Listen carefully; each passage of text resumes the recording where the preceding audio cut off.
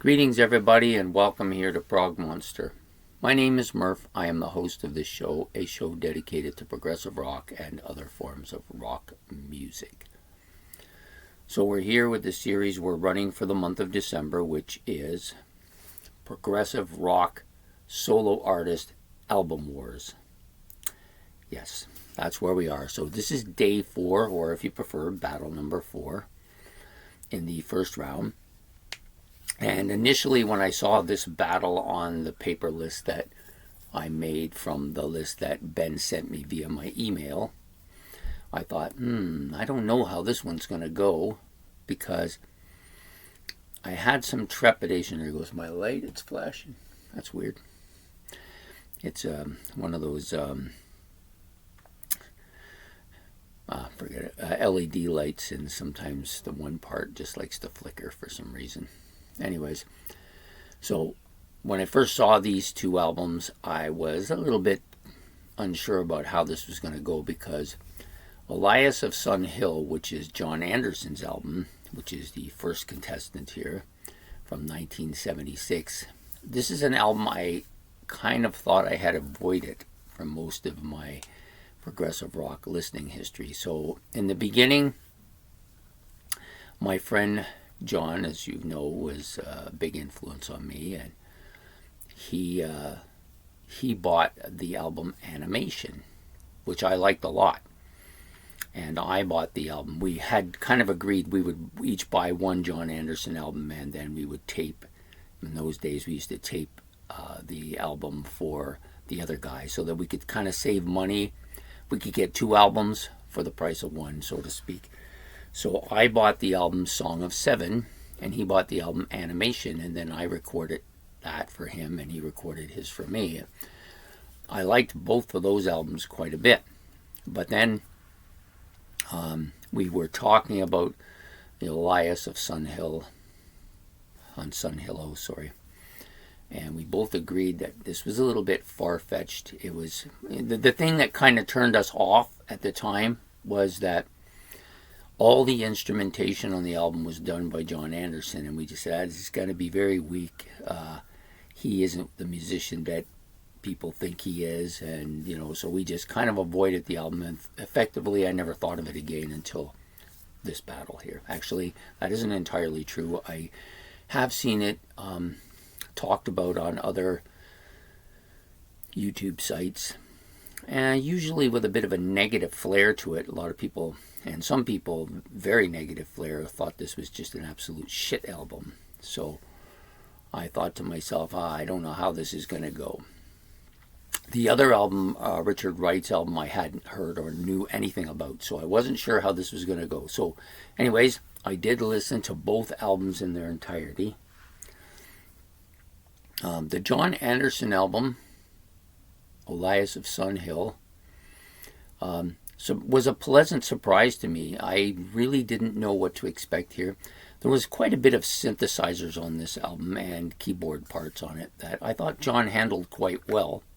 Almost, to me, it almost felt like there was not just an influence, but maybe one of those, I'm not crediting him for the album part by Vangelis. But in fact, Vangelis actually did not have anything to do with the album. But John had picked up on Vangelis' technique, as well as the other keyboardists that he had been influenced by, Patrick Moraz, Rick Wakeman. But there was the album had a lot of that kind of Vangelis sound to it, so which I quite like. So I was quite impressed with that part of the album. The other part of the album I like was that it was actually a story. I didn't know, for some reason I didn't get this, that it was a concept album that he had worked on for months to put together about people leaving a planet to go elsewhere. And it wasn't, like, the story wasn't that bad. It actually would have made a good science fiction novel. Perhaps it was. Maybe they used it somewhere else. I'm not sure. But anyways, it was an enjoyable album, and I think this is one of those albums that perhaps going forward will get better. The Richard Wright album, which was the second one we listened to in this, and for those of you who don't know, Richard Wright, of course, was a member of Pink Floyd, as John Anderson is the vocal part of classic Yes sound. So Richard Wright also did his own vocals on this album, and they're not bad. They do have a Floyd sound to them. Again, all those guys in Floyd don't sound completely dissimilar to each other. Richard Wright I always found to be a little bit higher, on the higher registry than the other two. So a little bit easier to tell that it's him. At least for me. I mean, there are people who are Pink Floyd connoisseurs and they don't understand this at all. And I get it because they're listening to these guys all the time. So they've come to really understand the distinction between their vocal parts. Anyways, the album is called Wet Dream from 1978, and Richard Wright went completely different from progressive here. I think there is a jazz fusion element to his music because there's rock involved, but I think this is a very jazzy album. Much more than I thought it was going to be. I hadn't actually did any reading on it or done anything on it before I listened, and I went back and kind of looked to see if they had come up with the same kind of idea. I think this is a jazz album. Lots of jazzy feel to it, and more prevalent is because of the saxophone. There's a huge amount of saxophone on this album, and really tastefully done. I think it's a really good album with a lot of those kind of elements in it, and it's more of a I want to say it's more of a instrumental album than it is a vocal album. There are some instrumental vocal parts to it, I mean, but primarily I think of this as a instrumental album. And you know what, for an instrumental album, and most people know I'm not a huge instrumental album fanatic or anything like that. I tend to shy away from them. I like my vocals in my music, and I tend to shy away from that. But this is not bad by that standard. One of the better instrumental albums as far as I'm concerned in its content, if not in its instrumentation, at least in its content for sure. So I came to the conclusion after listening to both of them that I like them both equally.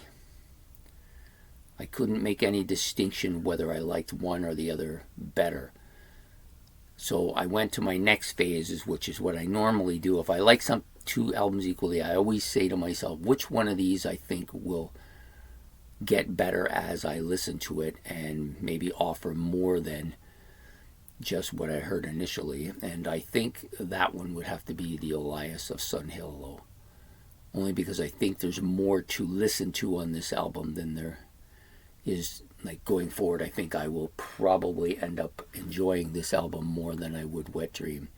And so for that purpose and that purpose only, I'm going to give John Anderson the movement to the next round. And it makes perfect sense because if we're moving forward to the next round, you want that album to grow. If it's going to stagnate, it's probably going to lose. So it's better to give the album that's going to possibly grow more. And so that's why John Anderson wins this battle, based on those set of criteria. So I hope you enjoyed this episode.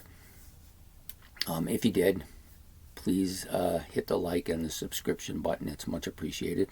And leave any comments about the albums, the two albums in play here, in the comment section below.